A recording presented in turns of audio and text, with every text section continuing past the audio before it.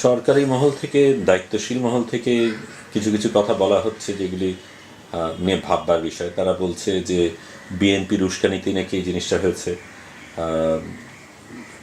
বিরোধী দলীয় প্রধান বেগম খালেদা জিয়া, আপনি হাসপাতালে থাকাকালীন আপনাকে দেখতে গেলেন, পরবর্তীকালেও বিবৃতি দিয়েছেন আপনার ব্যাপারে, তারা চিন্তিত এটা নিয়ে।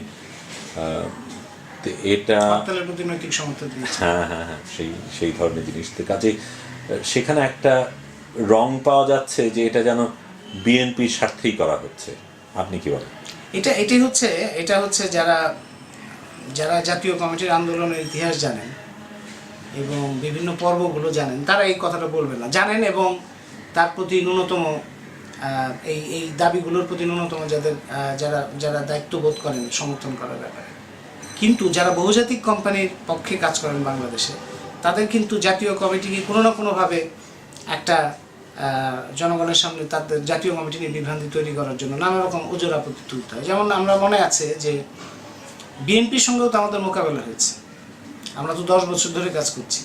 আমরা আওয়ামী লীগ সরকার পেয়েছি, 4 দলীয় জোট সরকার পেয়েছি এবং তত্ত্বাবধায়ক সরকার পেয়েছি, আবার এখন মহাজোট সরকার পাচ্ছি। তো বিএনপি আমলে গত 4 দলীয় জোট সরকারের সময় খালেদা জিয়া আমাকে দেখতে আসতে পারেন, কিন্তু সেই বিষয়গুলি এখনও ফয়সলা হয়নি। যে ফুলবাড়ি আন্দোলন যখন হয় তখন এই 4 দলীয় জোট সরকারের পুলিশ বিডিআর তখনকার যে দায়িত্বে যারা ছিল, আইন শৃঙ্খলা রক্ষাকারী বাহিনী, আমাদের উপর গুলি চালিয়েছিল এবং সেখানে 3 জন নিহত হয়েছে। এবং সেই সময় ফুলবাড়ি চুক্তি যেটা স্বাক্ষরিত হয়, তখন এখনকার প্রধানমন্ত্রী শেখ হাসিনা, সেই সময় বিরোধী দলীয় নেত্রী ছিলেন, এখন যেরকম খালেদা জিয়া আছেন, এবং তখন শেখ হাসিনা আমাদের প্রতি সমর্থন জানিয়েছিলেন এবং সেই চুক্তি বাস্তবায়নের জন্য সরকারের কাছে দাবি জানিয়েছিলেন। এবং তখন আমরা এই হত্যাকাণ্ডের প্রতিবাদে যে হরতাল ডেকেছিলাম, সেই হরতালে আওয়ামী লীগ সমর্থন দিয়েছিল।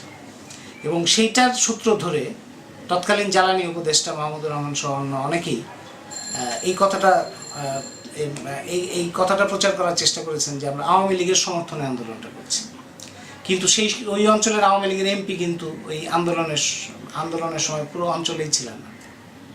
তো এখন আবার যখন আমরা আন্দোলন করছি, যখন আওয়ামী লীগ সরকারে, তখন আমরা শুনতে পাচ্ছি যে আমরা বিএনপির সমর্থনে করছি। তো এই চুক্তিগুলো যেগুলো আমাদের প্রধান এজেন্ডা তো সরকার না, আমাদের প্রধান এজেন্ডা হচ্ছে বাংলাদেশের জনগণের সম্পদের উপর জনগণের কর্তৃত্ব প্রতিষ্ঠান পথে বাধা যে ধরনের চুক্তি এবং ব্যবস্থা এবং নীতি প্রতিষ্ঠান, সেগুলোর বিরুদ্ধে জনগণের একটা শক্তি তৈরি করা, প্রতিবাদ তৈরি করা, অবস্থা পরিবর্তন করা। তো সেই ক্ষেত্রে এই প্রত্যেকটা সরকার, এরশাদ আমল থেকে প্রতিটি সরকারের যতগুলি চুক্তি হয়েছে, সবগুলি চুক্তি কিন্তু আমরা ক্রমান্বয়ে তার একটা সেগুলোকে এক্সপোজ করা এবং তার জনগণের স্বার্থটা কোথায় সেগুলি নিয়ে আমরা কাজ করছি। এবং আমরা এটাও দেখেছি যে এই সরকার, বিএনপি, আওয়ামী লীগ, এদের মধ্যে নানান বিষয়ে মারামারি হয় এবং জনগণের কাছে এরকম একটা ধারণা যে তাদের মধ্যে অনেক শত্রুতা। এবং অনেক সিভিল সোসাইটির লোকজন, তথাকথিত সিভিল সোসাইটির লোকজন অনেকে বলেন যে বিএনপি আওয়ামী লীগের 2 নেত্রীকে যদি ঐক্যবদ্ধ করা যায় তাহলে বাংলাদেশের ভবিষ্যৎ উজ্জ্বল হবে। কিন্তু আমরা দেখি কার্যত যে অন্যান্য ক্ষেত্রে তাদের মারামারি থাকে, কিন্তু জনগণের স্বার্থবিরোধী যে চুক্তিগুলি স্বাক্ষরিত হচ্ছে, সেগুলির ব্যাপারে তাদের গভীর ঐক্য আছে এবং সেই ঐক্যের মধ্যেই খালেদা জিয়া বসবাস করেন। যে কারণে তারা আমাদের নৈতিক সমর্থন দিচ্ছেন, কিন্তু পরিষ্কার করে বলছেন না বিষয়টা কি। এবং এই যে চুক্তিগুলো, এই ব্লকগুলোর চুক্তি সুনির্দিষ্টভাবে এই চুক্তির বিরোধিতার কথা কিন্তু তাদের মুখে নাই। এবং আমরা এটাও লক্ষ্য করেছি যে খালেদা জিয়া আমাকে দেখতে যাওয়ার একদিনের মাথায় মার্কিন রাষ্ট্রদূত তার সাথে দেখা করেছে এবং তারপর থেকে সুনির্দিষ্টভাবে এই বিষয়ে তারা আর কোনো কথা বলে না। তো কাজেই আমাদের আন্দোলনের সঙ্গে একজনে বিএনপি হয়তো এখন বিরোধী দলে থাকার কারণে সে নানা রকমভাবে সুযোগ নিতে পারে, তার স্বার্থে সেটা ব্যবহার করতে পারে। আওয়ামী লীগের যদি বিএনপি কনসার্ন হয়, বিএনপির বিষয়ে যদি তার কনসার্ন বেশি থাকে, আওয়ামী লীগের দায়িত্ব হচ্ছে যাতে বিএনপি সেই সুযোগ না নিতে পারে সেটা ব্যবস্থা করা, এবং সেটা করতে পারলে তার কোনো অসুবিধা নেই। এবং আমাদের যদি এইসব বিষয়ে যদি সরকার নিজে দায়িত্ব নেয়, তাহলে তো আমাদের আর কোনো এগুলি নিয়ে কথাবার্তা বলা কিংবা আন্দোলনে যাওয়া, রাস্তায় যাওয়া কিংবা এগুলি নিয়ে গবেষণায় থাকার দরকার হয় না। বলা হয় আপনাদের আন্দোলনের বাজেট আগের চাইতে বেশি, এবং কোথার থেকে এই টাকা আসলো, কিভাবে আপনার এই চিকিৎসা হতে পারে, এবং ইঙ্গিত করা হয় যে যেই রসদ আসছে সেটা আগের চাইতে বেশি আসছে, কোথার থেকে আসছে, অনেক ধরনের প্রশ্ন জাগে। আপনারা কি বলবেন? এগুলো যারা ধরেন, এগুলো যে প্রচারের মধ্যে একটা জিনিস হচ্ছে যে মানে যারা এই কথাগুলি বলে তাদের কাছে টাকা ছাড়া কোনো কাজ হয় না। যেমন আমার মনে আছে রোড মার্চের সময় আমাদের একজন কর্মীকে একটা অঞ্চলে যখন আমাদের সমাবেশ হচ্ছে, কর্মীকে ডেকে নিয়ে পাশের একজন লোক জিজ্ঞেস করছে আপনারা কীরকম পয়সা পান। এবং এটা মানে আমাদের সমাজে এমন একটা অবস্থা তৈরি হয়েছে যে টাকা ছাড়া যে কোনো কাজ করা যায় সেটা তারা চিন্তা করতে পারে না। মানে তাদেরকে আমার জিজ্ঞেস করতে ইচ্ছা করে যে বাংলাদেশে টাকা ছাড়া যদি কাজ না হয়, তাহলে বাংলাদেশে মুক্তিযুদ্ধটা কীভাবে হয়েছিল, বাংলাদেশে যারা মুক্তিযুদ্ধ করেছিলেন তারা কত টাকা পেয়েছিলেন একজন মুক্তিযুদ্ধ করার জন্য। তো বাংলাদেশে এই যে জাতীয় কমিটির খরচ কিন্তু তেমন কিছু নাই, এই কারণে যে সমস্ত কিছুতে আমাদের শ্রমে, শারীরিক শ্রমে, নিজেদের শ্রমেই করতে হচ্ছে। আমাদের যখন আমরা ফেস্টুন বানাই নিজেরা লিখতে হয়, অনেক ফেস্টুন আমাদের নিজেদের লিখতে হয়। ব্যানার যখন লেখা হয় তখন বিভিন্ন শরিক সংগঠন, বিভিন্ন সাংস্কৃতিক সংগঠন, বিভিন্ন জন বিভিন্নভাবে নিজেরা ভাগ করে জিনিসগুলি লেখেন, নিজেরা আলাদা করে চাঁদা তুলে লেখেন।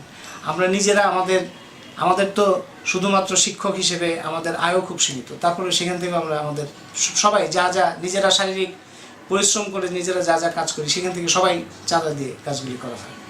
এবং এইটা আমরা করি হচ্ছে সামাজিক দায়বদ্ধতা। এখানে যারা কাজ করে সবারই একমাত্র কাজ হচ্ছে সামাজিক দায়বদ্ধতা। অর্থ যদি এখানে বিবেচনার বিষয় হতো, বহুজাতিক কোম্পানির চাইতে তো বেশি অর্থ কেউ দিতে পারে না, সাম্রাজ্যবাদের চাইতে বেশি অর্থ তো কেউ দিতে পারে না।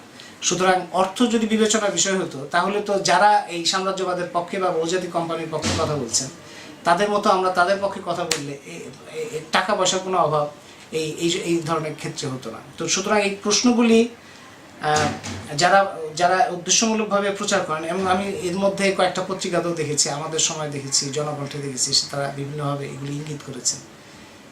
তাদের প্রতি অনুরোধ করি যে সাংবাদিকতা এবং আমাদের বিরুদ্ধে তাদের যদি সমালোচনা থাকে, সেই সমালোচনার অনেক কিছু থাকতে পারে, তাদের মতবিরোধ থাকতে পারে, মত পার্থক্য থাকতে পারে, সেগুলি নিয়ে তারা আলোচনা করতে পারে। আমরা যে কোনো ধরনের বিতর্কে আমরা প্রস্তুত। কিন্তু মিথ্যাচার করা, কুৎসা রটনা করা, এটা প্রমাণ করে যে তারা আসলে পরাজিত। কেউ যদি পরাজিত না হয়, কেউ যদি যুক্তি তথ্যের কাছে পরাজিত না হয়, তাহলে কিন্তু কুৎসা রটনা তার দরকার হয় না। তো এই যেভাবে আমাদের বিরুদ্ধে কুৎসা রটনা করা হচ্ছে এবং কিছু পত্রিকা সেগুলি ছাপাও হচ্ছে, তাতে বোঝা যাচ্ছে যে আমরা যাদের বিরুদ্ধে আন্দোলন করছি, এই বহুজাতিক কোম্পানি এবং বহুজাতিক পুঁজিবাদ সাম্রাজ্যবাদী শক্তি এবং তাদের দেশীয় যারা লুটেরা গোষ্ঠী, তারা ভীত, সন্ত্রস্ত এবং পরাজিত।